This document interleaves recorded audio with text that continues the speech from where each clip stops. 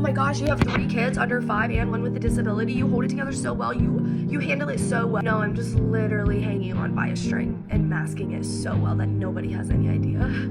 I know it's not right to say, but I'm genuinely only living for my kids at this point in life.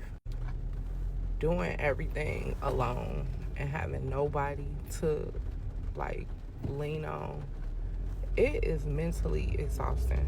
My ex-husband said that no man is gonna ever want you with all those kids, and he was absolutely right. I found myself in a position where no man is gonna really ever give a fuck about me. Like, I genuinely had a baby by a motherfucker who could give a fuck if me and the baby are alive today or tomorrow. That shit is overwhelming, and I am really ready to say fuck everything and just go. For real. This is why I crashed out on the internet. I was sitting here this morning like, what am I gonna post today? Like, dang, I'm starting to get a following. Like, y'all, especially the autism community, y'all been coming in clutch, and I didn't know what to post today.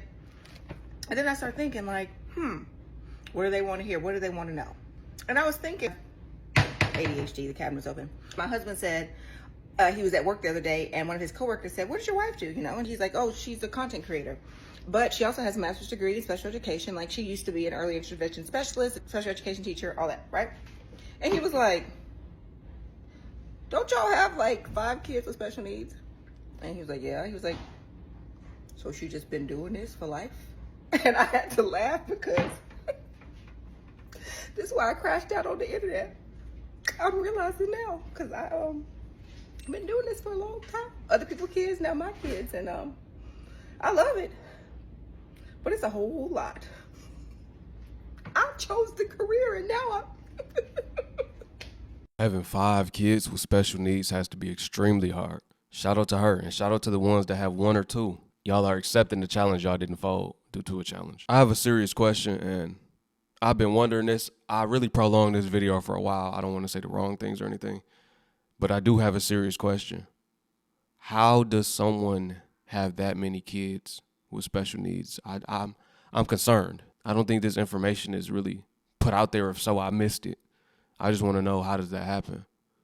What causes it? Is it genetics, the food, just by chance this happens with multiple of that person's children? Could it be their DNA, their genes? I'm not sure. I'm looking for y'all to help me out on this one. But shout out to the ones, like I said, that's making it happen for those that will depend on them for the rest of their lives. I know it can be stressful. That's what this video is about. Nobody said you don't have the right to express how you feel. As an autism mom, I finally reached the stage of burnout. My kids are 6 years old and have been in therapy since they were 18 months old. And damn it, I don't know if I can continue to do this. I've been doing it a long time. Been taking off work, FMLA, everything under the sun. We've been in all kind of therapies. You know what I'm saying? We've been on wait lists. I've done it all. I've done it all. And I have finally reached the point of being fucking tired. I don't think I can continue to do this. And while it is what's best for my children, at what point do I choose me? You know what I'm saying? At what point does the mom guilt go away for me saying I need a break? While the therapies work and the therapies are beneficial, I need a break. I am tired. I am burnt out. And if I'm burnt out, I just feel like the kids are burnt out too. But it's like the mom guilt is eating me up. I think after the summer, we're going to have to take a break for a while. You know what I'm saying? I want to keep them in ABA for the summer, you know what I'm saying, so they can stay up on their educational goals, if nothing else. But I'm tired. I'm so tired of being tired. Today, I got dressed, made breakfast, and had a Zoom call. That was all I did. And that was too much for me. That was too much. People in my life are like, oh, it's so nice. Like, you don't have any responsibilities. Like, you just get to relax all day. Like, no, I'm not relaxing. I'm working my ass off to do things that you don't even consider tasks. I've been cutting things out of my life to try to make my life more sustainable so that I recover from burnout. And it's gotten to the point where I don't leave my house. I don't have friends. I don't do fun things. I don't have a job. And I'm still burnt out. Burnout just sucks. it's so lonely and it's so miserable, and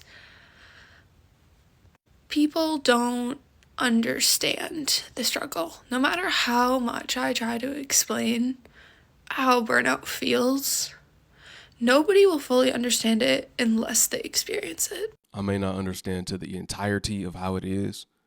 I do have autistic cousins, 3 of them. Also, the high school that I went to, there was a whole side of the building that was dedicated to those with autism. And we would see them in the hallway and see them outside. I've dealt with people suffering from autism before. And like I said, I may not understand to the entirety of how it is, but I do relate in the sense of my relatives being diagnosed with the condition. Burned out autism moms, put your hand up. Me too. So Maddox woke up at like 5-something this morning and we did stuff, and then we laid on the couch for a while, and then I just needed a break. So right now he has his tablet, and his tablet is so loud. Like, I submitted a ticket to Apple. I think that was like in March or April of this year. I haven't brushed my teeth yet, sorry, or washed my face. I'm just now seeing what I look like. I submitted a ticket to Apple this year, and they said they're going to work on it, but I don't see a fix. So the fact that I have to tape the speaker on the tablet so that way it's not so loud, so that way I can't sit down, so that way I can take a break. And I know people would say, oh, just don't give him a tablet. You should be able to sit down and take a break. And it's just not, that's not the reality with my son and his high needs autism, because when he doesn't have a tablet or something or the TV on, he wants me to be right here in his face, like right here, talking to him and interacting with him nonstop. And that's not ideal when you have more than one child and you still have to cook and you still have to go to the grocery store and you still have to like take a moment to breathe, right? And I love my son. It's a rough morning already, and it's only 6:30 in the morning. So I just wanted to say hi to all the other autism mamas and say, you're not alone. Don't lose you. And how I'm gonna try to get better right now, honestly, we're gonna get in the car and go to Starbucks, and I'm gonna get myself a coffee just to change the environment and mix it up, and then we're gonna go to the park, and then we're gonna come home and do homeschool and stuff.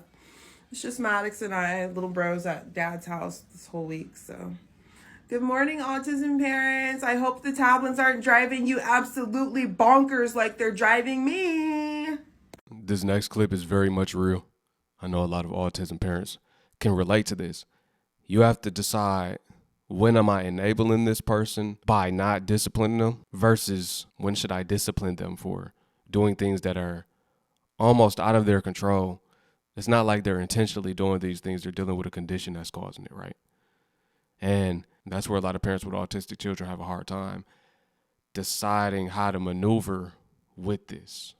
Now, I'm going to let her explain it. We know if you love your child, you are supposed to chasten them, right? This is why this could be so hard, deciding how to go about it. The last thing I want to do is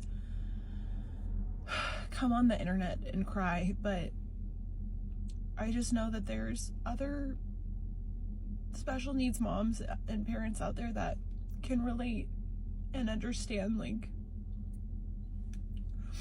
just like kind of what my life looks like on a day-to-day basis. And I'm just having one of those mornings.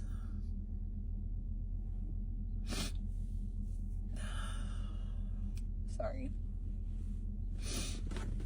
But my son has level 3 autism. He has pretty aggressive behaviors, a lot, personal aggressions. And this morning was just, we were trying to get out the house for school, and he's just like gotten to that point of, he's at an age where I don't want to keep enabling the behaviors that he has, meaning like I don't want to just I have so much patience for him. I know that I can at least say that, like, I have so much patience with my son.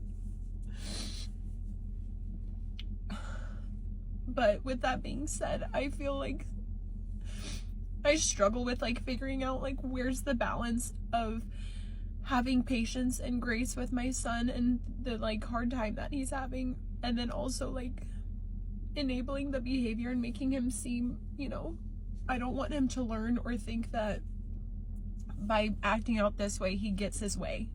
And it's hard to decipher that sometimes, and I just exercise so much patience with him that it just gets exhausting. And I just feel so guilty this morning because, sorry, I just feel so guilty this morning because I lost my patience with him, and I like almost never do.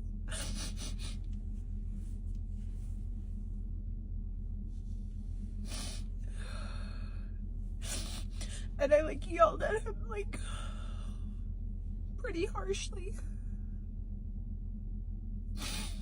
And like he was just having a hard time. Like he's nonverbal and he can't tell me like what he wants or what he needs in those moments. And just especially the last couple of days, he's been having such a hard time with, you know, even like hand leading me, telling me like what he wants or what he might need. And this morning we were running so late for school and it was just me this morning, and I was trying to get myself right because I had plans after picking him up, and I just like lost my patience and I like yelled at him like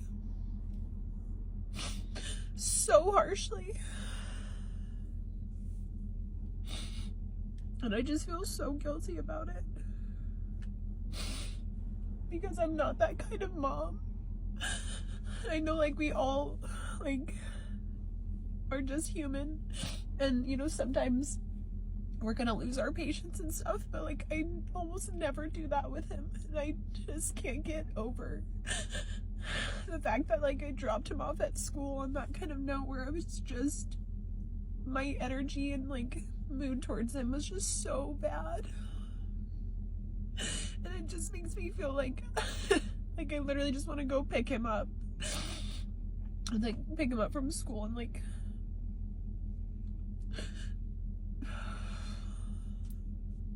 I don't know, I just struggle so much with like trying to like figure this out, like raising a kid with special needs, but then like I want to be raising a gentleman. I want to be raising a kid that like is, you know, well behaved and like well mannered and stuff, and I know that it's just a different path for us, but it's so hard.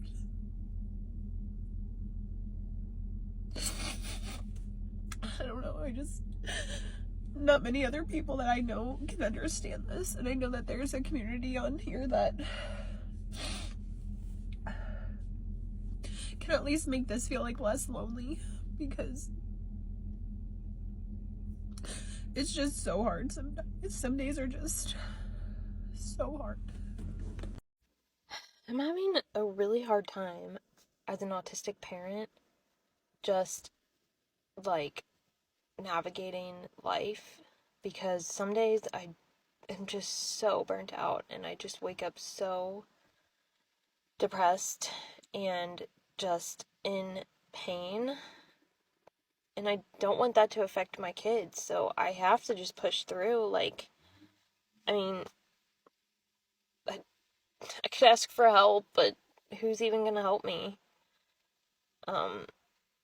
And I don't mean that in a mean way. Like, people are busy and there's just no community. There's no village.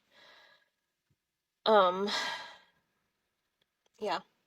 I'm just tired. And like, I know it could be worse, but I'm just fucking tired. First of all, big shout out to everybody coming to the internet and sharing their story. You are not alone in this. This next clip is to bring to light the 7 signs you might be burned out. You might not even know it. You could be burned out and don't even know it. Here's 7 signs you might be in burnout if you're an autistic mom, dad, parent, grandparent, etc. Number 1, you're exhausted. This is not, I need to take a nap. This is, I don't have the energy to breathe. Number 2, you're getting a little snappy with your kids, with your spouse, just with people in general. Spam callers. The spam callers deserve it. That's because burnout makes patience absolutely impossible. Number 3, loss of joy.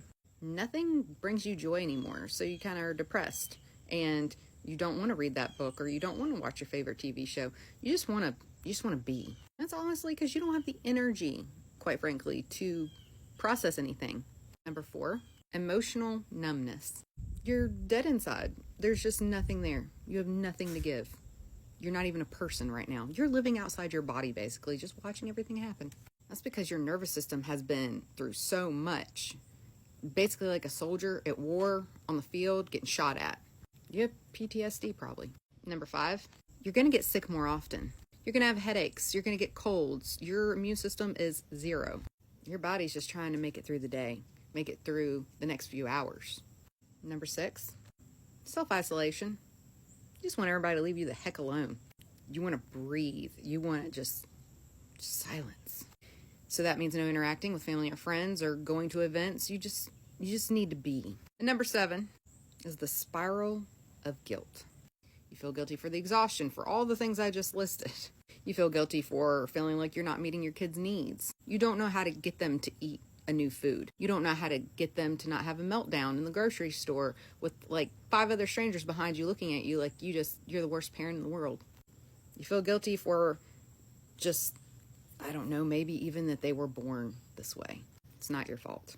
And you're not a bad parent. And burnout doesn't mean that you're failing. It just means that you've been pouring into everybody else's cups and not your own.